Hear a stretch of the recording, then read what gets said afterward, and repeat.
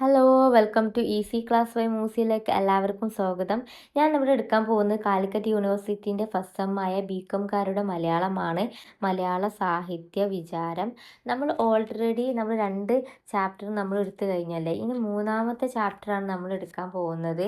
അതൊരു സഞ്ചാര സാഹിത്യമാണ്. Doctor Jisha Elizabeth വർഗീസാണ് ഇത് എഴുതിയിരിക്കുന്നത്. ഇതിൽ ഒരു ലേഖനം പോലെയാണ്. അപ്പോൾ നമ്മൾ സഞ്ചാരം എന്താണ്, നമ്മൾ യാത്രയൊക്കെ പറ്റിയാണ് ഇതിൽ പറയുന്നത്. ഇനി നമുക്ക് വിശദമായി നമ്മുടെ പാഠത്തിലേക്ക് പോവാം. ഇപ്പോൾ മലയാളത്തിലെ സമ്പന്നമായ ഒരു സാഹിത്യ ശാഖയാണ് സഞ്ചാര സാഹിത്യം. യാത്ര ചെയ്യാനും താൻ യാത്ര ചെയ്തെത്തിയ സ്ഥലത്തെ വിശേഷങ്ങൾ മറ്റുള്ളവരുമായി പങ്കുവെക്കാനും അത് കേട്ടിരിക്കാനും വലിയ താല്പര്യം മനുഷ്യന് പണ്ട് മുതലേയുണ്ട്. സാഹിത്യമുണ്ടായ കാര്യങ്ങളൊക്കെ നല്ല വിശദമായി പറയുന്നുണ്ട് കേട്ടോ. ഇനി നമുക്കതിലേക്ക് പോവാം. അതുകൊണ്ട് തന്നെ ആത്മഗാനത്തിൻ്റെ കൂടുതൽ വിശാലമായ ഒരു സാഹിത്യ ജനുസാണ് യാത്രാ വിവരണം അഥവാ സഞ്ചാര സാഹിത്യം. BC 8-ാം നൂറ്റാണ്ടിൽ രചിക്കപ്പെട്ട ഗിൽഗാമേഷ് ആണ് ആദ്യത്തെ യാത്രാ വിവരണ ഗ്രന്ഥം എന്നറിയപ്പെടുന്നത്. Periplus, Hiuen Tsang, Fa Hien, Alberuni, Ibn Battuta, Marco Polo തുടങ്ങിയ സാഹിത്യ സഞ്ചാരങ്ങളുടെ കുറിപ്പുകളിലൂടെയാണ് ലോക ചരിത്രവും സംസ്കാരവും പ്രചാരം നേടിയത്. ലോകം കീഴടക്കാനും സാമ്രാജ്യങ്ങൾ വികസിപ്പിക്കാനും ഈ കുറിപ്പുകൾ പ്രചോദനമായും. ചരിത്ര സത്യം തന്നെ ഭാവന, സൂക്ഷ്മ നിരീക്ഷണ പാടവം, ചരിത്രജ്ഞാനം, ത്യാഗഗ്രാഹപടുത്ത, ചടുല ഭാഷ സമാർത്തം, ജനങ്ങളിലും അവരുടെ സംസ്കാരങ്ങളിലും ഉള്ള താല്പര്യം, ഭാഷ പഠിക്കാനും സംവദിക്കാനുമുള്ള കഴിവ്, ഇവയെല്ലാം ഒരു സഞ്ചാര സാഹിത്യകാരന് അനിവാര്യമാണ്. പ്രധാനമായും തൻ്റെ അനുഭവങ്ങളിലും താൻ യാത്ര ചെയ്യുന്ന ഇടങ്ങളിലും വായനക്കാരെയും യാത്ര ചെയ്യിപ്പിക്കാനുള്ള മാനസിക സഞ്ചാരത്തിനു പ്രേരിപ്പിക്കാനുള്ള കഴിവാണ് യാത്രാ വിവരണക്കാരന് ഏറ്റവും ആവശ്യം വേണ്ടുള്ള ഗുണം. ചരിത്രം, ഭൂമിശാസ്ത്രം, കല, സാഹിത്യം, വാണിജ്യം, വ്യവസായം, നരവംശശാസ്ത്രം, രാഷ്ട്രതന്ത്രം, ധനശാസ്ത്രം, പ്രകൃതിശാസ്ത്രം, ഭക്ഷണം, വസ്ത്രം, വൈവിധ്യം എന്നിങ്ങനെ 7 തരം വിജ്ഞാനവും ആഖ്യാനചാരുതയോടെ യാത്രാവിവരണങ്ങളിലൂടെ ഉൾപ്പെടുന്നു. അതായത് ഒരു യാത്രാ വിവരണം എഴുതുന്ന ആൾക്ക് എന്തും നമുക്ക് വിളിച്ചു പറയാം, അല്ലെങ്കിൽ എന്തും നമുക്ക് എഴുതാം എന്ന രീതിയിലാവരുത്. എല്ലാത്തിനും അതിൻ്റേതായ ഒരു രീതിയുണ്ട്. ചരിത്രം കാര്യങ്ങളൊക്കെ ആയാലും അത് നല്ല വിശദമായി അവിടെ പോയി നല്ല ആഴത്തിൽ നമുക്ക് എന്തും പറയാവുന്ന രീതിയിലാവരുത്. ആഴത്തിലെല്ലാം മനസ്സിലാക്കി എല്ലാം കേട്ടറിഞ്ഞ് മാത്രമേ അത് പറയാൻ പറ്റുമല്ലോ. അല്ല, നമുക്ക് തോന്നിയ പോലെ ഇന്ന ഡേറ്റ് ആണെന്നൊന്നും നമുക്ക് പറയാൻ പറ്റൂല എന്നാണ് ഒരു യാത്ര വിവരിക്കുന്ന ആൾക്ക് പറയാൻ പറ്റൂല എന്നാണ് ഇവിടെ ഈ പറയുന്നത്. മലയാളത്തിലെ സഞ്ചാര സാഹിത്യ ചരിത്രം പരിശോധിക്കുമ്പോൾ മാർഗവർണ്ണനയ്ക്കു പ്രാധാന്യം നൽകുന്ന സന്ദേശകാവ്യങ്ങളെ പരിഗണിക്കാതെ ചരിത്രരചന അപൂർണമാവും. സഞ്ചാരത്തിലൂടെ സമാർജിച്ച വിജ്ഞാനം ഭാവന കലർത്തി അവതരിപ്പിക്കുന്ന രേഖകളാണ് അവ എന്ന് പ്രൊഫസർ വി. രമേശ് ചന്ദ്രൻ പറയുന്നു. ഇനി പറയാൻ പോകുന്നത് സഞ്ചാരത്തിൻ്റെ പ്രധാനപ്പെട്ട കുറച്ച് കൃതികളും കാര്യങ്ങളൊക്കെയാണ്. ഇത് നിങ്ങൾ പഠിച്ചു വെച്ചാൽ നിങ്ങൾക്ക് സഞ്ചാരത്തിൻ്റെ ഏത് ചോദ്യം വന്നാലും നിങ്ങൾക്ക് ഈ കാര്യങ്ങളൊക്കെ എഴുതിയാൽ നല്ല മാർക്ക് കിട്ടാൻ ചാൻസ് ഉണ്ട് കേട്ടോ. ഇനി നമുക്ക് നോക്കാം.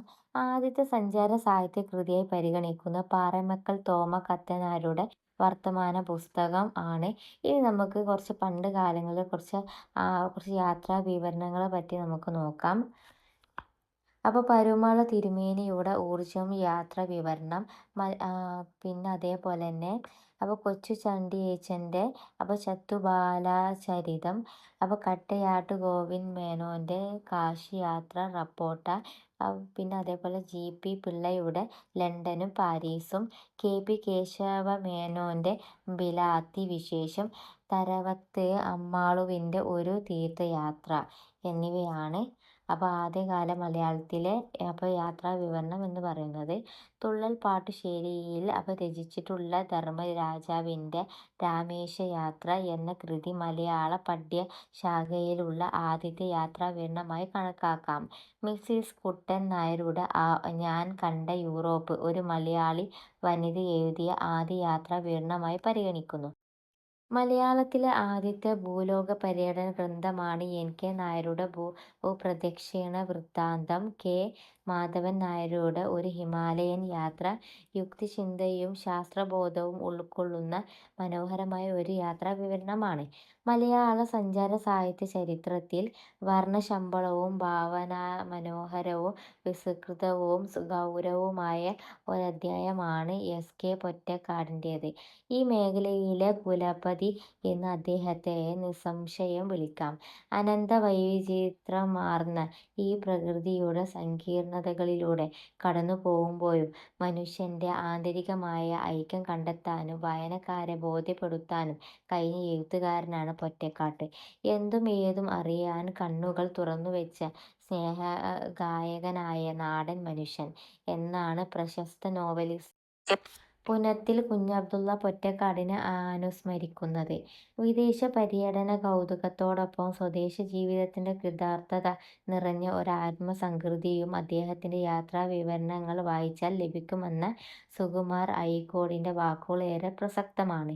കാപ്പിരികളുടെ നാട്ടിൽ, ഇന്തോനേഷ്യൻ ഡയറി, നൈൽ ഡയറി, ഇന്നത്തെ യൂറോപ്പ്, പാതിരാസൂര്യന്റെ നാട്ടിൽ, സോവിയറ്റ് ഡയറി, ബാല്യദ്വീപ്, ലണ്ടൻ നോട്ട്ബുക്ക്, കൈറോ കത്തുകൾ, ഹിമാലയ സാമ്രാജ്യത്തിൽ, ബോഹീമിയൻ ചിത്രങ്ങൾ, നേപ്പാൾ യാത്ര തുടങ്ങിയ അദ്ദേഹത്തിന്റെ കൃതികൾ മലയാളത്തിലെ ഈ ജനുസിന്റെ ഭംഗിയും ശക്തിയും വെളിപ്പെടുത്തുന്നവയാണ്. അദ്ദേഹത്തിന്റെ പ്രശസ്തമായ നോവലുകളെല്ലാം ഈ യാത്രാവിവരണങ്ങളുടെ തുടർച്ചയാണെന്ന് പറയുന്നതിൽ തെറ്റില്ല. അപ്പോൾ സഞ്ചാര സാഹിത്യത്തിൽ ഏറ്റവും പ്രധാനപ്പെട്ട ഒരാളായിരുന്നു എസ്. കെ. പൊറ്റക്കാട് എന്ന് പറയുന്ന എഴുത്തുകാരൻ. അദ്ദേഹത്തിൻ്റെ എല്ലാ കൃതികളും അല്ലെങ്കിൽ എല്ലാ യാത്രാവിവരണവും നല്ല സാഹിത്യ രീതിയിലായിരുന്നു എസ്. കെ. പൊറ്റക്കാട് എഴുതിയിരുന്നത്. അതുപോലെ തന്നെ അദ്ദേഹത്തിൻ്റെ നോവലുകളിലും ഈ യാത്രാവിവരണങ്ങൾ ഉൾക്കൊള്ളിച്ചിട്ടുണ്ട് എന്നാണ് ഇവിടെ പറയുന്നത്. ഇനി നമുക്ക് അടുത്ത പാരഗ്രാഫ് നോക്കാം. സഞ്ചാര സ്വാതന്ത്ര്യവും സൗകര്യവും ലളിതമായ ആധുനിക കാലത്ത് മലയാളത്തിലെ യാത്രാവിവരണങ്ങളുടെ വൈവിധ്യമാർന്ന ഒരു ശേഖരണം തന്നെയുണ്ടായിട്ടുണ്ട്. തീർത്ഥാടനങ്ങളും ഹജ്ജ് യാത്രകളും ക്രിസ്തുവിന്റെ നാട്ടിലേക്കുള്ള സഞ്ചാരങ്ങളുമാണ് ഏറെയും യാത്രാവിവരണങ്ങൾക്ക് പ്രേരണയായത്. എങ്കിലും ഹിമാലയൻ യാത്രകളുടെ പ്രകൃതി മനോഹാരിതയും ഭൗമചിന്തകളുടെ അടിയൊഴുക്കുകളും മലയാളത്തിലെ യാത്രാവിവരണങ്ങളെ വേറിട്ട അനുഭവമാക്കുന്നു. പ്രകൃതിയിലേക്കുള്ള സാഹസിക യാത്രകൾ കൂടാതെ ആദിവാസികളുടെ ജീവിത ചിത്രീകരണത്തിനു പ്രാമുഖ്യം കൊടുക്കുന്ന അരുണാചൽ കാടുകളിൽ, സിംഹഭൂമിയിൽ ഗികാരുവിന്റെ ആനകൾ, ആൻചോ ബസ്തർ തുടങ്ങിയ ശ്രദ്ധേയങ്ങളായ കൃതികൾ ഈ മേഖലയിലുണ്ട്. ആചാരങ്ങളിൽ കുടുങ്ങിക്കിടക്കുന്ന ഇന്ത്യയുടെ നേർക്കാഴ്ചകളെ നമ്മുടെ വേദനയാക്കി മാറ്റിയ അരുൺ എഴുത്തച്ഛന്റെ കൃതികൾ മലയാളത്തിന്റെ യാത്രാക്കുറിപ്പുകൾക്ക് വ്യത്യസ്തമായ മാനം നൽകുന്നു.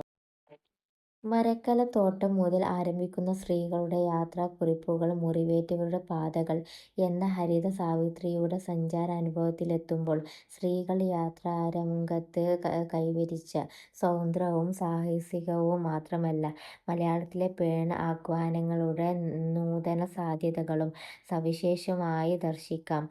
ദേശരാഷ്ട്രങ്ങളുടെ രൂപീകരണവും സാമൂഹികവും സാംസ്കാരികവുമായ അതിന്റെ അടിയൊഴുക്കുകളും മാത്രമല്ല, സഞ്ചാരികൾ ഭൂമികളിലെ രാഷ്ട്രീയമായ അടയാളങ്ങൾ, യുദ്ധഭൂമിയുടെ ദുരന്ത ദൃശ്യങ്ങൾ, ജനതയുടെ തിരിച്ചറിവിന്റെയും ചെറുത്തുനിൽപ്പിന്റെയും നേർസാക്ഷ്യങ്ങൾ, മനുഷ്യവികസനത്തിലും വിനാശത്തിലും ശാസ്ത്രം വഹിച്ച പങ്കിന്റെ വിവരണങ്ങൾ, ഇങ്ങനെ ഒട്ടേറെ ലോകാനുഭവങ്ങൾ പറഞ്ഞുതരുന്നതാണ് സമകാല സഞ്ചാര സാഹിത്യ കൃതികൾ. ദൃശ്യവിസ്മയം ഒരുക്കുന്ന സഞ്ചാര സാഹിത്യവും ഇന്ന് ധാരാളമായിട്ടുണ്ട്. സന്തോഷ് ജോർജ് കുളങ്ങരയുടെ സഞ്ചാരം ഈ രംഗത്ത് എടുത്തു പറയേണ്ട ഒരു നേട്ടമാണ്. സഞ്ചാര സാഹിത്യം എന്ന് പറയുമ്പോൾ വെറുമൊരു സ്ഥലത്തേക്ക് പോവുക എന്നല്ല. പ്രകൃതി ആയിക്കോട്ടെ, അല്ലെങ്കിൽ നിറങ്ങളായിക്കോട്ടെ, അല്ലെങ്കിൽ വസ്ത്രങ്ങളായിക്കോട്ടെ, എല്ലാം നമ്മുടെ ആ ഒരു സഞ്ചാര സാഹിത്യം നമ്മൾ ഉൾക്കൊള്ളിച്ചിരിക്കും. അതേപോലെ യുദ്ധങ്ങൾ, കാര്യങ്ങളൊക്കെ നമ്മൾ ആ സ്ഥലത്തേക്ക് പോകുമ്പോൾ നമ്മൾ അവിടുത്തെ കാര്യങ്ങളൊക്കെ വിവരിക്കുന്നു. അതൊക്കെ ഒരു യാത്രാവിവരണയിൽ നമ്മൾ പറയുന്ന കാര്യങ്ങൾ കാര്യങ്ങളൊക്കെ യാത്രാ വിവരണയിൽ പെടുന്നതാണ്. അപ്പോൾ ദൃശ്യമായി നമ്മൾ എല്ലാവർക്കും അറിയുന്ന ഒരു കാര്യമാണ് സഞ്ചാരം. ആ ഒരു ചാനൽ ഇപ്പോൾ നമ്മൾ ഒരു ടെലിവിഷൻ കാണുന്ന ഏതൊരാൾക്കും അറിയാം. അപ്പോൾ സഞ്ചാരം എന്ന് പറഞ്ഞൊരു ചാനൽ തന്നെ ഉണ്ടല്ലേ. അതിൽ അദ്ദേഹം പോയ ഓരോ യാത്രകളും ഓരോ സ്ഥലത്തിൻ്റെ സവിശേഷതയും കാര്യങ്ങളൊക്കെയാണ് സന്തോഷ് ജോർജ് കുളങ്ങരയുടെ ഓരോ യാത്രാ വിവരണമാണ് അതിൽ വിശദമായി പറയുന്നത്. അപ്പം നമ്മൾ വിശദമായി സഞ്ചാര സാഹിത്യം എന്താണ് ഒക്കെ നമ്മൾ നോക്കി.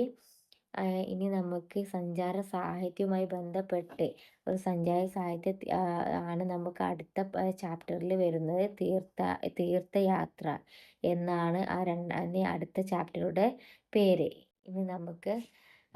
ഇനി നെക്സ്റ്റ് ക്ലാസ്സിൽ നമുക്ക് ആ ഒരു സഞ്ചാര സാഹിത്യം എന്താ നോക്കാം. എല്ലാവർക്കും ഇത് മനസ്സിലായി എന്ന് വിചാരിക്കുന്നു. എന്തെങ്കിലും സംശയമോ അല്ലെങ്കിൽ നിങ്ങൾ നോട്ട്സോ എന്തെങ്കിലും വേണമെങ്കിൽ കമൻറ്റ് ബോക്സിൽ രേഖപ്പെടുത്തേണ്ടതാണ് കേട്ടോ.